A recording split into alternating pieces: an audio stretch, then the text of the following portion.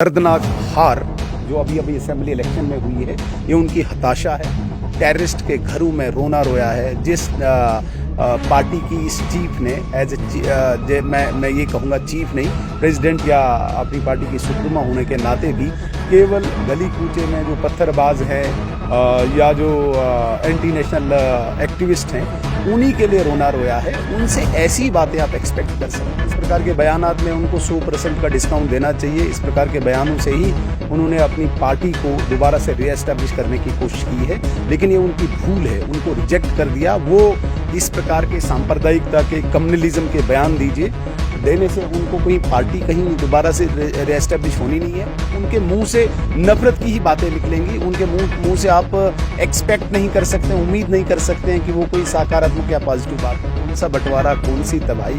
बंटवारा 1947 में किसने कराया है वो सबको पता है।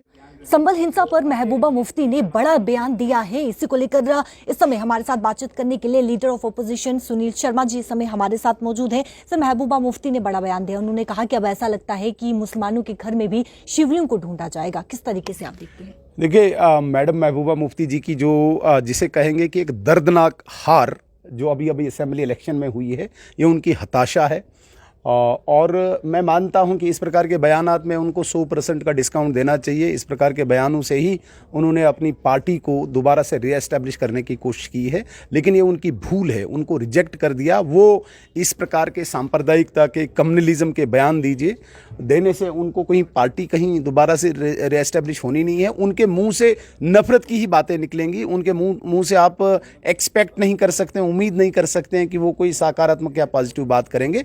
इसलिए मैडम महबूबा मुफ्ती जिस पार्टी की बुनियाद, जिस पार्टी की वो सुप्रीम है, जिस पार्टी ने टेररिस्ट के घरों में रोना रोया है, जिस पार्टी की इस चीफ ने एज ए मैं ये कहूँगा चीफ नहीं, प्रेसिडेंट या अपनी पार्टी की सुप्रीमो होने के नाते भी केवल गली कूचे में जो पत्थरबाज हैं या जो एंटी नेशनल एक्टिविस्ट हैं, उन्हीं के लिए रोना रोया है। उनसे ऐसी बातें आप एक्सपेक्ट कर सकते हो। भारतीय जनता पार्टी पूरे देश की नहीं, पूरी दुनिया की सबसे बड़ी पार्टी है। हमारे कंधों पर न सिर्फ जम्मू कश्मीर की बल्कि पूरे देश के सौहार्द की, भाईचारे की जिम्मेदारी है, जिसको हम बखूबी निभा रहे हैं और जिस पर गर्व हर भारतीय को भी है। उन्होंने कहा कि ये तबाही और बंटवारे की ओर ले जाएगा। किस प्रकार से? आप उनसे सवाल पूछिए, कौन सा बंटवारा, कौन सी तबाही? बंटवारा 1947 में किसने कराया है वो सबको पता है। भारतीय जनता पार्टी भारत की संप्रभुता, एकता और अखंडता पर विश्वास करती है और इसे किसी कीमत पे, किसी बंटवारे की तरफ कहीं पे भी नहीं जाने देगी। भारतीय जनता पार्टी का हर कार्यकर्ता कमिटेड है इस चीज़ के लिए। मैडम महबूबा मुफ्ती का बयान जो है बेबुनियाद है, बेसलेस है। मुझे नहीं लगता है कि उसके बयान को कोई तरजीह देनी चाहिए और कहीं पर उसकी कोई स्पेस है। पूर्व चीफ जस्टिस को जो है वो जिम्मेदार ठहराया गया है कि उन्होंने जिस प्रकार का आदेश दिया सर्वे अब जो नेता, जो पार्टी ऑनरेबल कोर्ट्स पे, जस्टिस पे सवाल उठाए, तो आप यहीं पे अंदाज़ा लगा सकते हैं कि ऐसे व्यक्तियों के बारे में मतलब क्या बोल सकते हैं आप, जिनकी ऐसी सोच अब इस लेवल तक पहुंची है। मैं सिर्फ इतना कहूँगा, वो हताशा में है।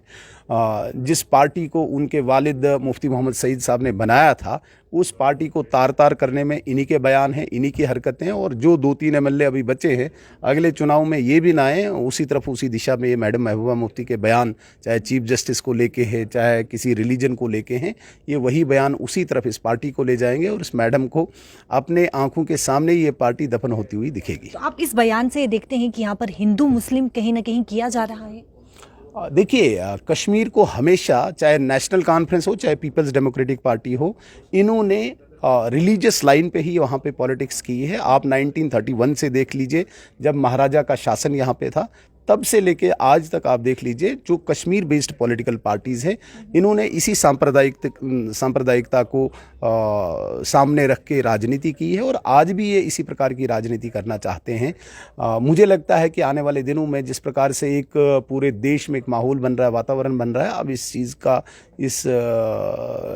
इन चीज़ों का कोई स्थान नहीं है अब इस समाज में और इस जम्मू कश्मीर में। आखिरी सवाल, उन्होंने ये भी कहा कि भारत को जिस प्रकार से नेहरू और गांधी ने जो है वो बनाया है, उसे कहीं ना कहीं हिलाया जा रहा है, उस बुनियाद को कहीं ना कहीं हिलाया जा रहा है। उनका चश्मा पता नहीं क्या देख रहा है। जिस प्रकार से आज भारत की इमेज पूरे दुनिया में बनी हुई है। आज हर वो नागरिक जो आज बाहर की इन स्टेट्स में, बाहर के कंट्रीज़ में रह रहा है, बाहर के मुल्कों में रह रहा है, आज उसे गर्व हो रहा है कि मैं भारतीय हूँ।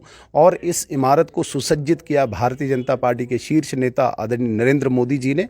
जिस इमारत की बुनियाद को गांधी जी ने रखा है, आज उस इमारत को इतना सजाया है भारतीय जनता पार्टी ने और देश के नेता प्रधानमंत्री ने, जिसका गर्व आज पूरे भारतीयों को है, हर इंडियन सिटीजन को है। चलिए, बहुत बहुत शुक्रिया बातचीत करने के लिए। देखिए, पलटवार करते हुए leader of opposition Sunil Sharma भी यहाँ पर नजर आए हैं। महबूबा मुफ्ती ने जो बड़ा बयान दिया है कि आने वाले समय में इनके ऐसा लगता है कि अब मुसलमानों के घर में भी शिवलिंग को ढूंढा जाएगा। इसी को लेकर leader of opposition Sunil Sharma का क्या कुछ कहना है, साफ तौर पर आप सुन चुके हैं। कैमरा पर्सन शमी थापा के साथ शिल्पा शर्मा, जम्मू।